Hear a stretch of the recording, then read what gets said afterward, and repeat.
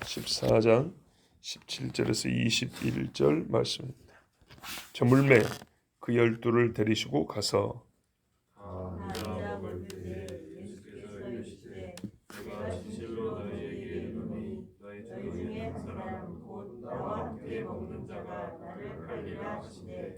그들이 근심하며 하나씩 하나씩 나는 아니지요 하고 말하기 시작하니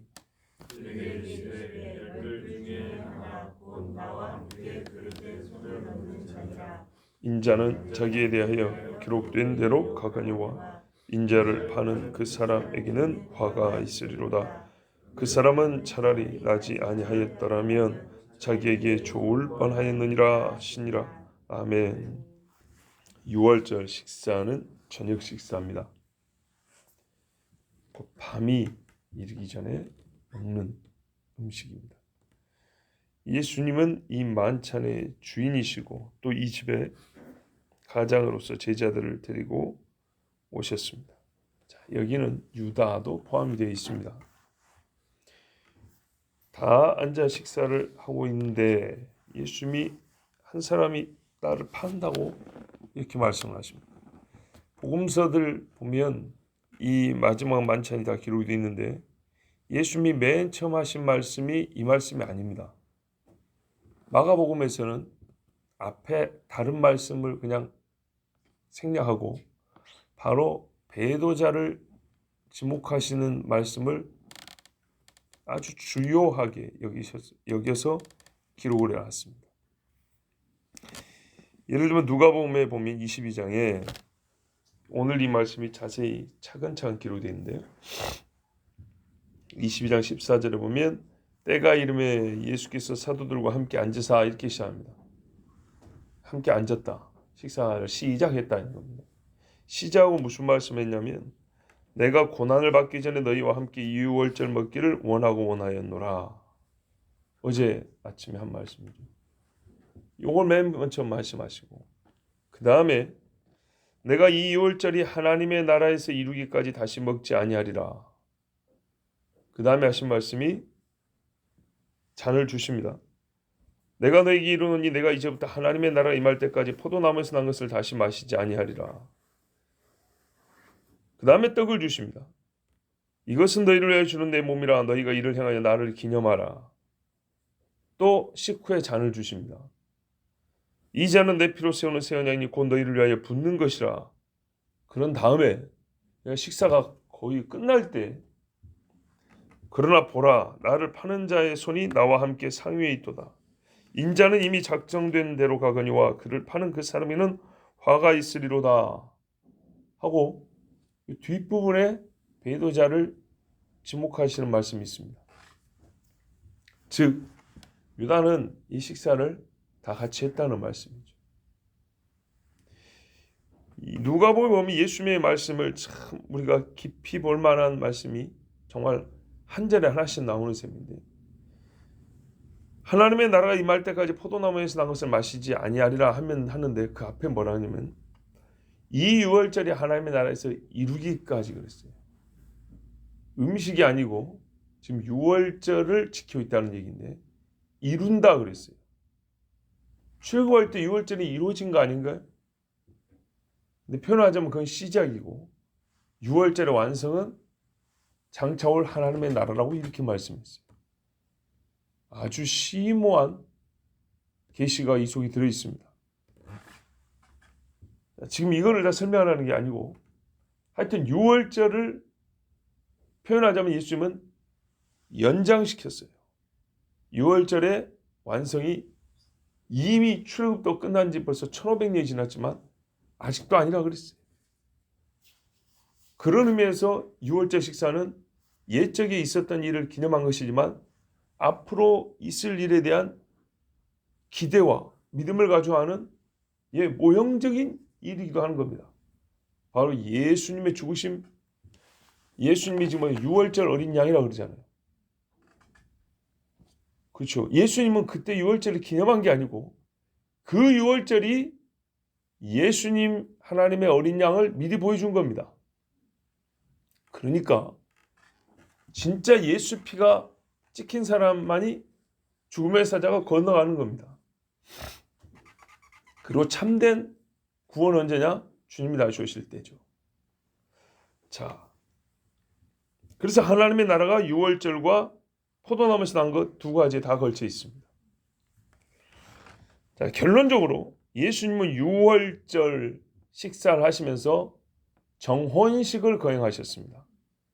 몇 주 전에 기억나시죠? 신부에게 포도잔을 주면서 신부가 받느냐 맞느냐 이거는 본인이 결정하는데, 받을 때 신랑이 하는 말이 이제 내가 포도나무에서 난 것을 아버지 집에서 마실 때까지는 입에 대지 않겠다. 이렇게 하고 포도주를 건넨다 했습니다. 신부는 그것을 마시고 나중에 신랑의 아버지가 오라 하는 그날 결혼식을 합니다. 그리고 그때 이제 포도주를 또 마십니다. 중요합니다. 예수님은 유월절을 기념하면서 자기 앞에 있는 사람들과 뭘 했다고요? 정혼식을 했다고요. 혼인식을 약속을 한 거라고요. 그리고 증표로 실제 혼인 예식에서는 포도주 잔을 주고받는데 예수님은 유월절 포도주 잔을 주면서 또 거기에 의미 부여를 하기를 내 피다 이랬습니다. 자기 몸과 피를 증표로 주시고, 그 원래는 유월절 음식인데 거기에다가 새 의미를 부여하시면서 이건 너하고 나하고 너희들과 나하고 하는 정혼식이다.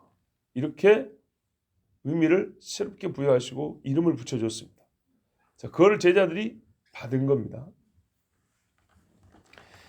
자, 그래서 이제는 주님이 더 미룰 수 없어서 그가 정혼하지 않은 자가 누군지를 밝히셔야만 했습니다. 자, 이제부터 좀 들어보십시오. 이 시간이 유월절만 기념한 게 아니고 유월절이 가리키고 있는 참 의미를 세계 최초로 우리 하나님이 가르쳐주는 시간인데, 그게 뭐냐면 예수님이 유월절 떡과 피, 포도주를 내 몸과 내 피라 하면서 앞에 있는 사람과 정혼하자고 이렇게 건네줬습니다. 그럼 받은 사람이 뭐죠? 정혼자입니다. 신랑이 주는 것을 받은 신부라고요. 그래서 이 자리에서는 지난 3년 동안 미루어왔던 일을 할 수밖에 없었다고요. 정혼하지 않은 자가 누군지를 여기서 밝혀줘야 되는 겁니다. 인자를 파는 자, 이 사람은 인자의 신부가 될 수가 없습니다. 인자의 살과 피를 마셨지만 그는 위장한 사탄입니다. 요한복음 6장 70절에 예수께서 대답하시되 내가 너희 12를 택하지 아니하였느냐?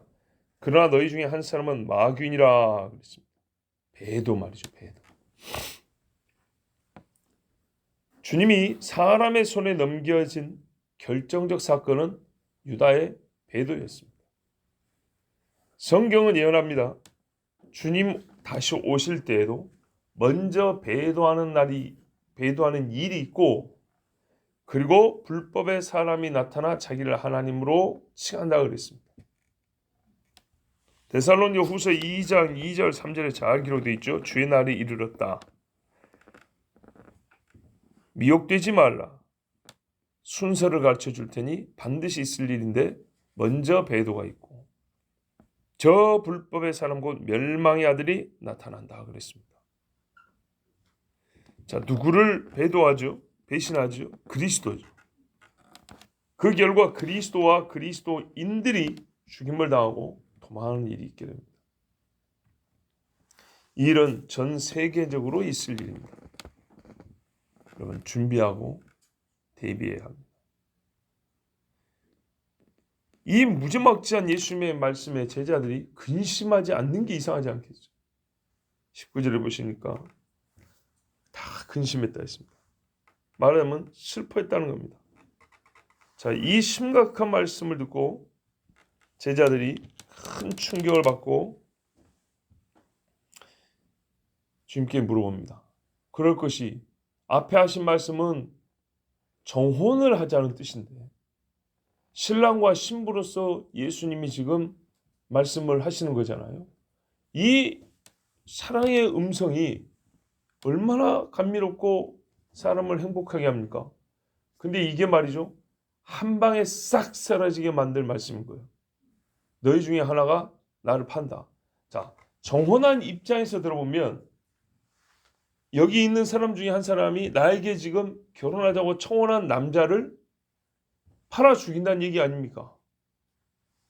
그럼 신부 입장에서 여러분 그 소리를 듣고 슬프거나 궁금하거나 걱정이 되지 않겠습니까? 그래서 물어봅니다. 우리 번역에는 나는 아니지요. 이렇게 물어봤는데 다른 번역에 보니까 납니까? 이렇게 물어봤대요. 나는 아니지요보다 납니까는 뭔가 이 강건하지 못한 심리를 표현해주는, 그죠? 조금 더 들키게 만들어주는 그런 말이죠. 나는 아니지요. 이거는 좀 자신 있는 거고요. 혹시 전가요? 이거는 질문이지만 이미 속에 뭔가 이렇게 확고하지 못한 마음을 슬쩍 보여줍니다. 야, 우리가 주님이 믿음의 진실함 또는 강약을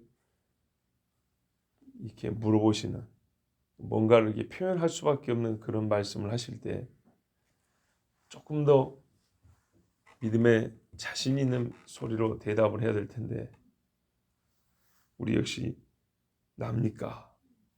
라고 물어볼 수밖에 없는 그런 작은 믿음인 것을 우리 역시 부인할 수 없습니다.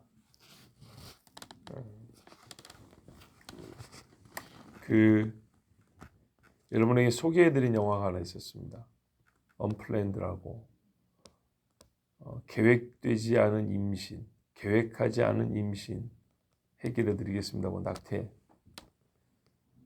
전 세계에서 소위 그거를 클리닉이라고 표현하는데 가족 계획을 해서 애를 지어주는 것을 하나의 치료하는 것처럼 클리닉 센터를 운영하는 대기업이 있습니다. 미국에. 189개 나라의 지부가 있다 그랬냐 어쨌다 그랬냐 뭐 그래요. 근데 그 중에 한 지부를 맡고 있는 여성 애비 존슨이라는 실제 인물 이야기인데요. 이 여자는 실적이 제일 좋아서 거기서 최고 상도 받은 사람입니다. 하여튼 그 영화를 소개해드렸는데 여러분 아마 제가 보기에는 아무도 안 보셨을 거라고 봅니다.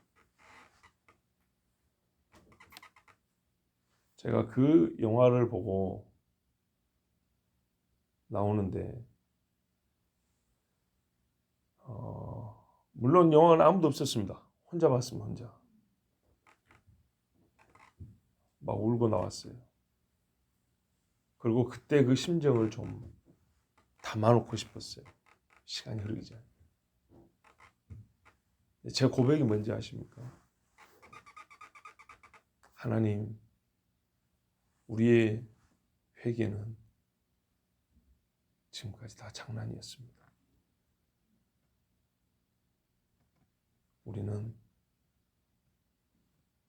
회개를 장난으로 했습니다. 피 흘린 죄 다 순전히 나불거리는 장난이었습니다. 그러고 나왔어요.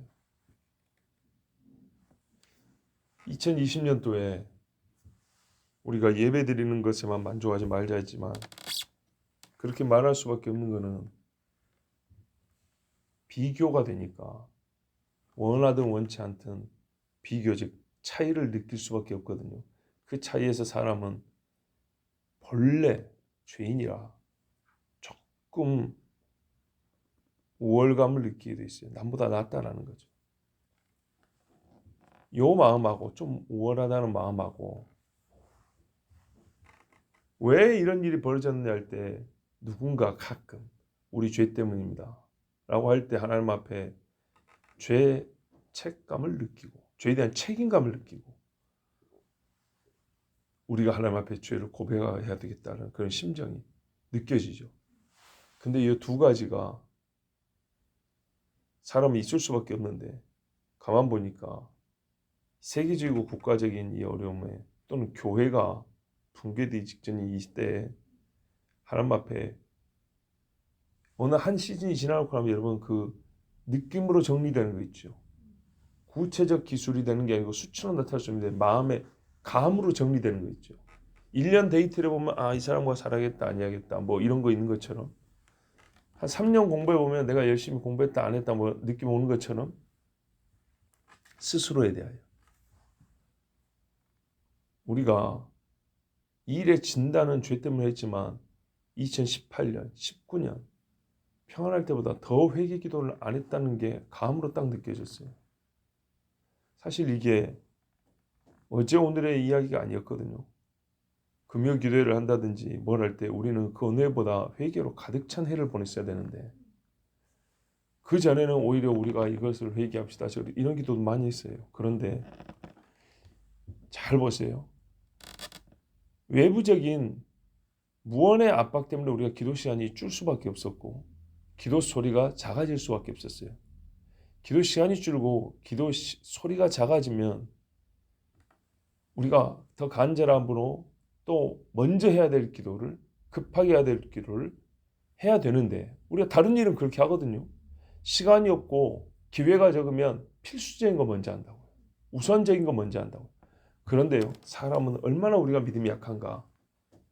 나니까 그런 것처럼 믿음이 약한가.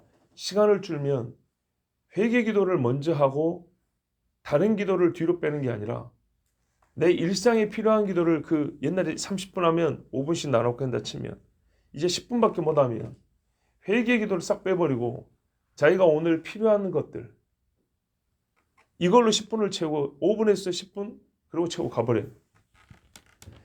이렇게 짧게 기도할 수밖에 없는 환경과 실제 생활에 대하여 하나님 앞에 회개하는 기도로 10분을 채우고 가도 시원찮을 판인데 시간을 주니까 회개를 빼버리고 소리를 낮추니까 회개를 빼버리고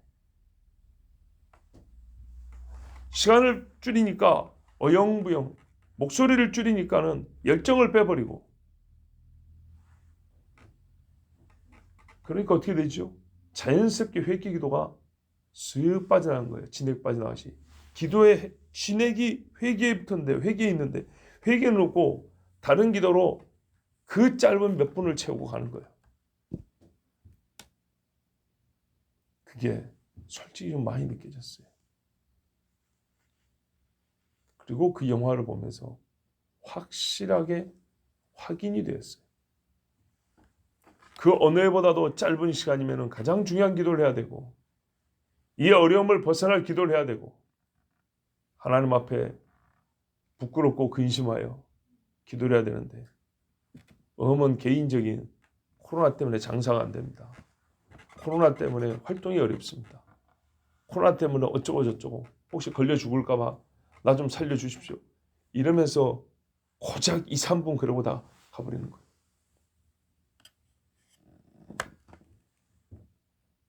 우리 머릿속에 회개라는 개념이 어떻게 박혀있냐. 기도 순서에 먼저 해야 된단다. 회개는 중요하단다. 이 정도지. 속에 배어있어서 짬은 회개부터 나오는 그런 기도자가 아니에요.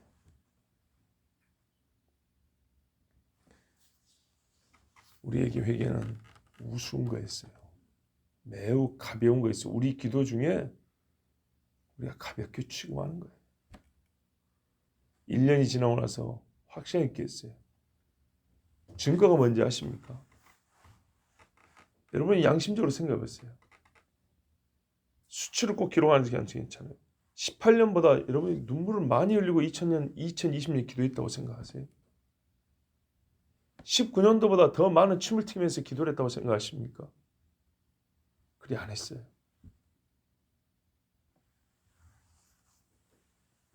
회개 기도 적게 했어요. 정말로 적게 했어요.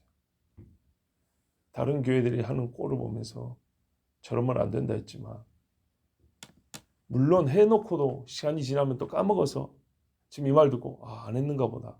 뭐 그럴 수도 있어요. 그렇지만 우리는 하나님이 필요하다. 하나님이 원하시는 만큼의 기도의 양이 차지 않았어요.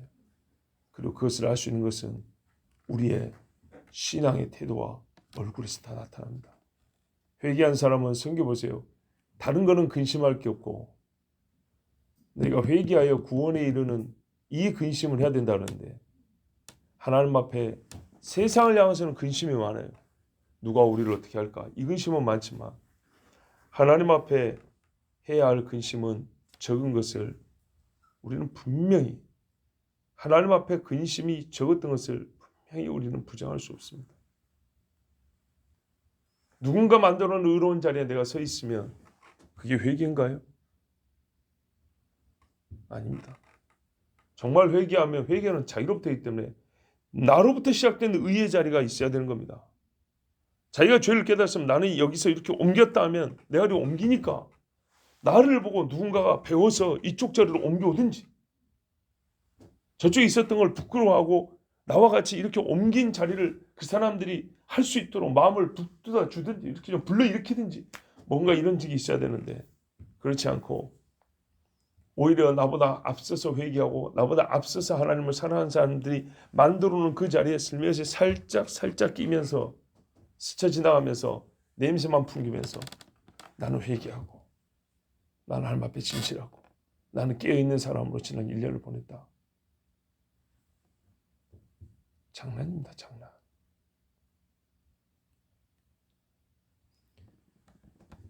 예수님이 말씀합니다. 12 중에 하나 곧 나와 함께 그릇에 손을 넣는 자다 그랬습니다.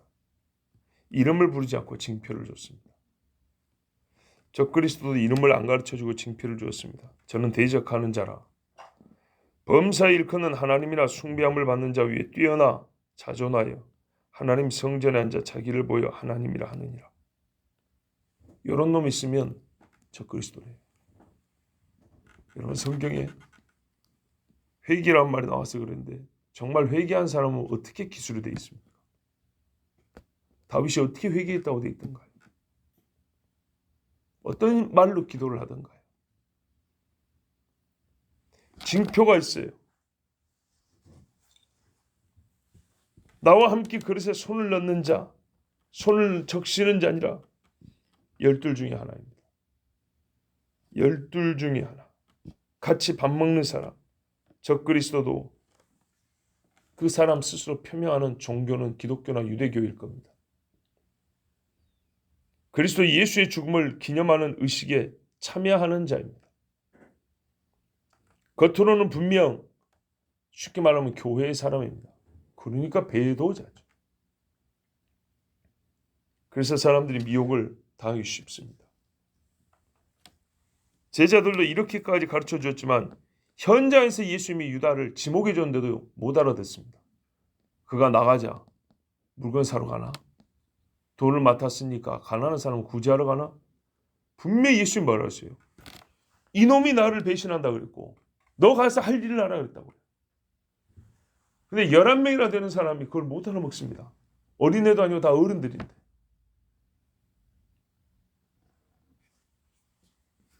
여러분이 우리가 이 말씀을 그대로 대사로 놓고 지금 성경을 읽고 있는데 우리가 못 알아먹는 사람이 아무도 없잖아요. 예수님이 한 사람이 나를 팔 것이다. 예수님이 슬퍼하면서 그 사람은 나지 않았으면 좋을 뻔했다. 12 중에 하나다. 막 이러고 있으면서 네가 가서 할 일을 하라 하면 우리 중에 이 말씀 읽고 누가 물건 사러 하는 줄 아는 사람이 어디 있겠어요? 근데 현장에 있던 예수님하고 몇 년이나 있었던 제자들은 그렇게 알아먹었다는 거 아닙니까? 나는 이게 더 미스테리한 거예요. 어떻게 장수한 11명이 예수님의 이 말씀을 사복음서를 보면 굉장히 구체적으로 말씀해주고 바로 그 현장에 있는데 전해드린 것도 아닌데 바로 눈앞에 있으면서도 어떻게 유다가 나가니까 야 저놈이 예수님 배신하는가 보다. 잡아 이런 소리를 못하고 물건 사러 갔나 보다. 이렇게 생각할 수가 있을까요?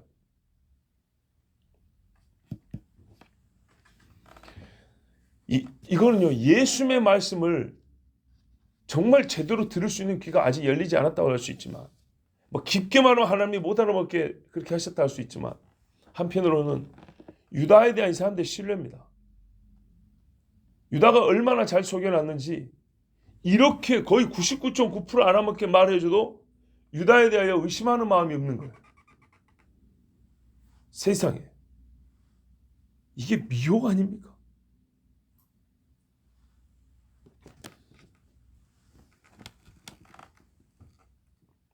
(21절에) 예수님은 자기와 자기를 파는 사람에 대하여 이렇게 설명을 해줍니다. 비교죠. 인자는 자기에 대하여 기록된 대로 간다. 예수님은 처음부터 마지막까지 하나님께서 선지자들을 통하여 기록하신 대로 오셨고 가셨으며 다시 오십니다. 다시 말해서 성경에 인자 그리스도의 오고 감에 대한 하나님의 뜻과 계시는 다 기록되어 있습니다. 사람이 역사를 통하여 경험하게 되는 인자의 오심과 가심에 관한 우리가 2000년 전에 경험했고 앞으로 경험할 것이고 인자의 오심과 가심에 대한 모든 일은 전부 성경에 기록된 것이고 성경의 기록이 예수님의 오심과 가심에 관한 계시의 전부입니다. 그 속뜻의 전부 아니고 계시의 전부라고. 여기서 우리는 우리가 역사를 통하여 우리 사람이 지각할 수 있는 인자의 오심과 가심에 대한 모든 것을 필요한 정보는 다 얻을 수 있어요. 성경에서. 하나님은 더 이상 보여주지도 않고 가르쳐주지도 않아요. 여기 다 있어요. 예수님이 처음 오실 때 성경에 기록된 대로 왔다 그랬어요. 기록 밖에 계시지 않았어요. 그래서 기록대로 믿은 사람은 처음 오신 예수님을 만난 거예요. 다시 오실 때도 우리 인간이 경험할 다시 오실 주님에 관한 것은 다 성경에 기록이 되어 있어요. 꼭 이대로고 꼭 이대로 경험하게 됩니다. 성경의 기록이 예수의 오심과 가심에 관한 계시의 전부입니다. 예수님은 말씀의 기록 밖에서 오시지 않고 떠나지 않으셨습니다. 그러나 유다는 태어나지 않았으면 좋을 뻔했습니다. 인자를 파는 그 사람에게는 화가 있으리로다. 그 사람은 차라리 나지 아니하였더라면 자기에게 좋을 뻔하였느니라.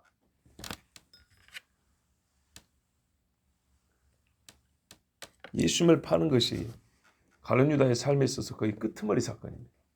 곧 자살해서 죽지 않습니까? 그러면 이 일이 잘못된 시점을 잡을 때 저가 향유 부은 여인이 있을 때 그 자리에 안 있었으면 좋았을 뻔했다. 그게 기폭제라고 했잖아요. 아니다. 3년 전에 차라리 그때 내 부름을 안 들었으면 좋을 뻔했다.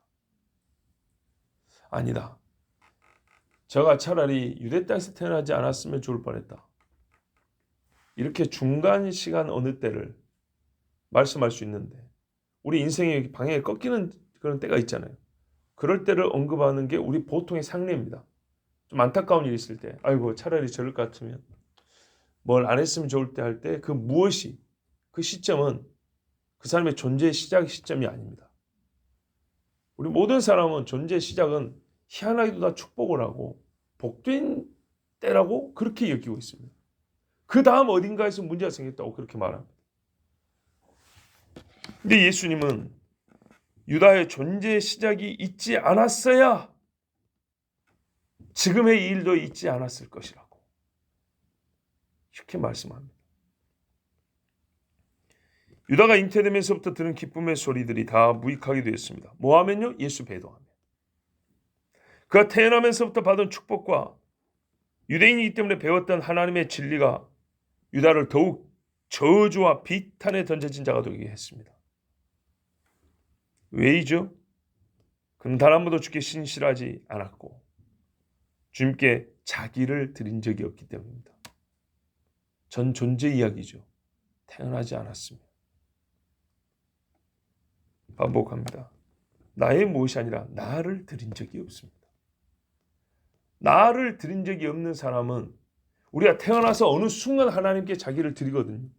근데 드린 적이 없는 사람은 태어나는 시점, 아니 그 이전에 존재 시점부터 이 사람은 하나님 앞에 무관한 자기 자신인 거예요. 그러므로 그는 존재의 시작 이후 어느 시점이 아니라 처음부터 나지 않았으면 좋은 자입니다.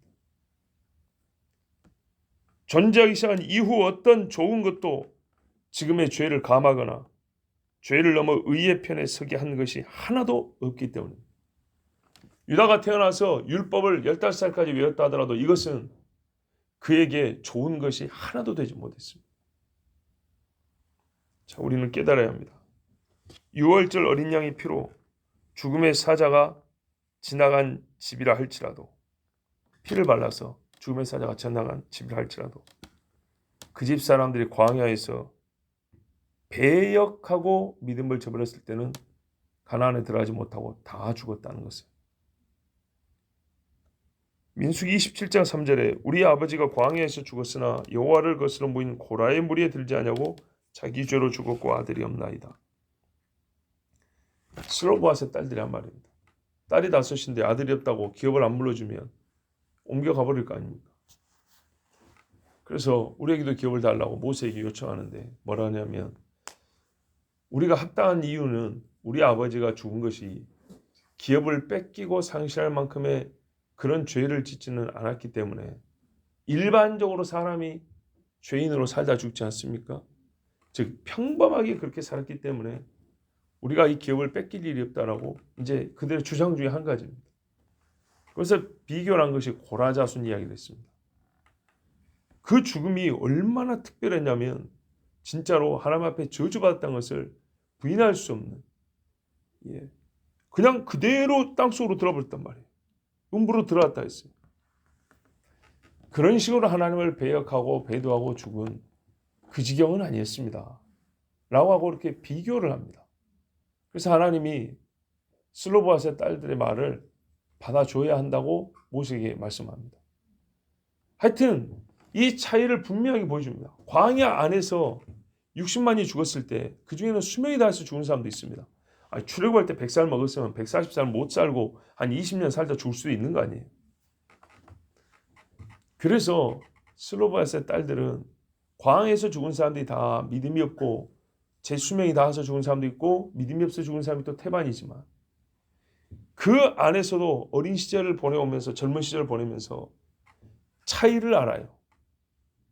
어떤 사람의 죽음은 하나님과의 관계에서 무슨 일이 있었기 때문에 죽은 것인지, 저 사람의 죽음은 일반적인 사람의 수가 닿아서 죽은 건지 아니면 하나님의 형벌과 징벌로 저주받아 죽은 것인지, 그게 구별이 가능했다는 얘기입니다. 그리고 그 구별된 것을 모세에게 말하고 하나님이 그거를 받아줬습니다. 뭐 그 죽음에 대해서 다시 세세한 설명을 해준 게 아니고 그들의 수준에서 하는 말이지만 분명한 차이가 있다는 것을 말씀해 준 겁니다. 인정해 준 겁니다. 히브리서에 이렇게 말하죠.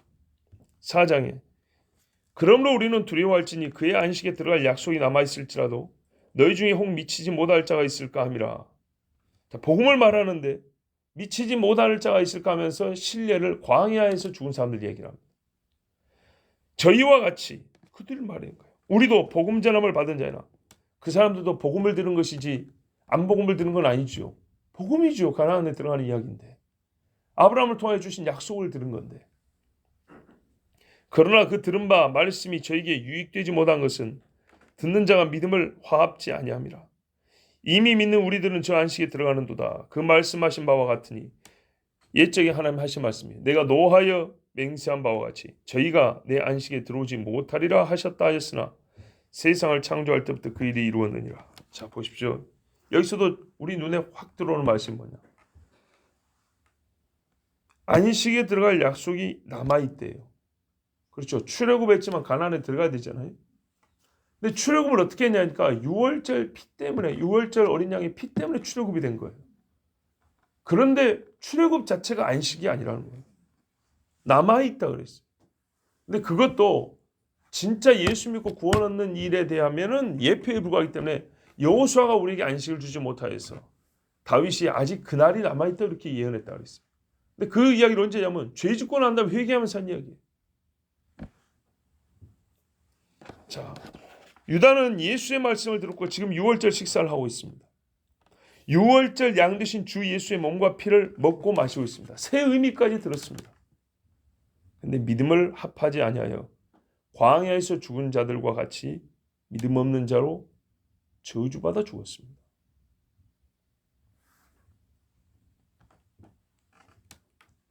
저주받아 하니까 또 무슨 뭐 마술한 것처럼 죽을 째다 막 이런 게 아닙니다. 그의 죽음의 형태를 얘기하는 겁니다. 그런지 예수께서 주 자신에 대한 하나님의 뜻과 그를 판 가룟 유다의 비극에 대하여 오늘 21절과 같이 말씀하신 겁니다. 이 말씀은 신학적으로 하나님의 섭리와 인간의 자유의지, 하나님의 여정과 사람의 책임의 관계, 또 그 비중에 대하여 논의할 그런 주제는 되고 가치도 있습니다. 그렇지만 여러분, 우리는 지금 그것을 따질 때가 아니고 주님이 하신 말씀 그대로 받아들여야 이 일의 엄중함을 우리가 깨달을 수가 있습니다. 태어나지 않았으면 좋을 뻔했다. 예수를 배도한 사람은 그 이전에 무슨 일을 해도 아무 의미가 없습니다.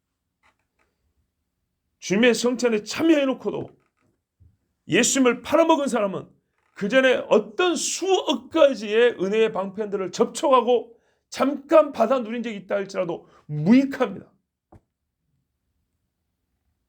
인자를 배반하는 그 사람에게는 화가 있으리라. 그 사람은 차라리 태어나지 않았더라면 그에게 좋을 뻔하였느니라. 인자를 배반하는 자에게는 처음부터 주어진 모든 긍휼이 무익합니다. 그가 긍휼을 받기를 원하여 베푸셨어요. 그러나 무익한 거예요. 배도자는 자기가 받은 모든 긍휼의 근원을 부정하고, 배도자로서 긍휼을 받은 적이 없냐? 아니요. 마지막까지 주님의 몸과 피를 나눠주잖아요. 그렇지만 예수님을 버리고 등지고 갔습니다. 자기가 받은 모든 긍휼의 근원을 부정하고 긍휼의 열매를 맺은 뿌리를 뽑아 던져버린 자이기 때문에 그 사람에게는 주님의 긍휼이 상관이 없어집니다. 여러분, 주 예수를 믿습니까? 그러면 끝까지 믿으십시오. 끝까지 믿어. 저는 어느 정도로 주님 앞에 우리가 믿음이 있기를 원하느냐, 제가 지금 그렇게 믿음이 있다는 얘기 아니고 성경의 기록에 따라 우리가 최고 이상으로 삼아야 될 믿음이 어떤 것이냐, 이 말씀을 들려드리고 마칩니다. 요한계시록 20장 4절 5절에 또 내가 보좌들을 보니 거기 앉은 자들이 있어 심판하는 권세를 받았더라. 또 내가 보니 예수의 증거와 하나님의 말씀을 인하여 목배임을 받은 자의 영혼들과 또 짐승과 그의 우상에게 경배하지도 아니하고 이마와 손에 그의 표를 받지도 아니한 자들이 살아서 그리스도로 더불어 1000년 동안 왕노릇하니 그 나머지 죽은 자들은 그 1000년이 차기까지 살지 못하더라. 이는 첫째 부활이라. 우리 믿음의 이상은 뭐냐면요, 첫째 부활에 참여하는 겁니다. 저는 정말로 첫째 부활에 우리 모두가 들어가기를 원합니다. 기도하겠습니다.